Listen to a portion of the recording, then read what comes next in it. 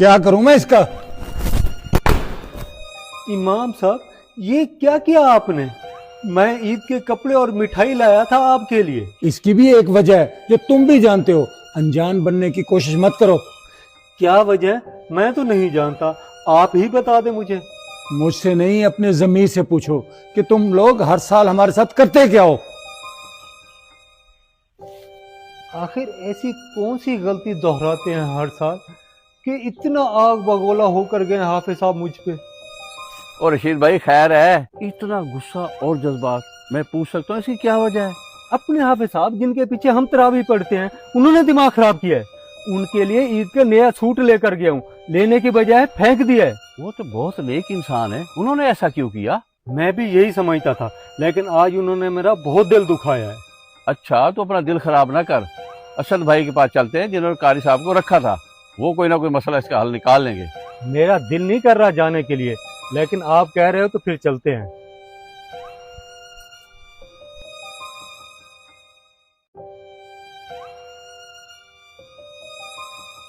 Master साहब, ये मेरा सूट तो सी दे।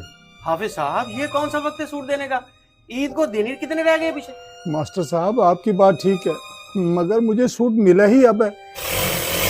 सर जी काम पहले बहुत ज्यादा है और बुकिंग नहीं करनी, इन्हें मना कर दें। तो हाफिज साहब, सुन लिया आपने कारीगरों की बात? आप तो बहुत जल्दी आ गए, ईद का चांद नजर आ जाता फिर आते। मास्टर साहब, आप मेरी मजबूरी समझने की कोशिश करें, मैं आपको कैसे समझाऊं? देखिए हाफिज साहब, अब मुझे समझाने का वक्त नहीं है। मैं आपके पीछे तरावियां पढ़ता हूँ, इसलिए आपको इनकार नहीं कर सकता। आप सूट छोड़ जाएं, ईद के बाद आपको मिल जाएगा। ठीक है, मगर हर साल की तरह इस बार भी मैं ईद पे नया सूट तो नहीं पहन सकूंगा। ले फिर, आपकी मेहरबानी। हाफिज साहब की मजबूरी मैं समझ सकता हूँ, लेकिन हमारी मजबूरी कौन समझे? हम तो 10 दिन पहले बुकिंग बंद कर चुके हैं।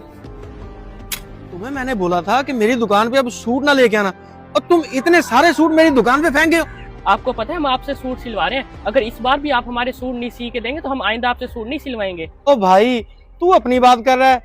ओ मस्जिद के कारी साहब सूट ले गए थे मेरे पास, मैंने उनको भी मना कर दिया है।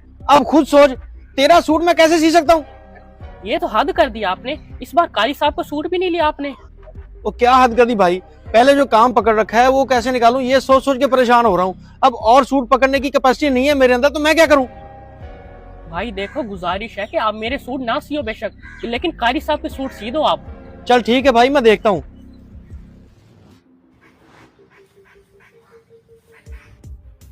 असद भाई, हम आपके घर गए थे, उन्होंने क्या फिश पॉन्ड पे गए हुए हैं? इस वक्त मैं रोजाना आता हूँ अपनी मछली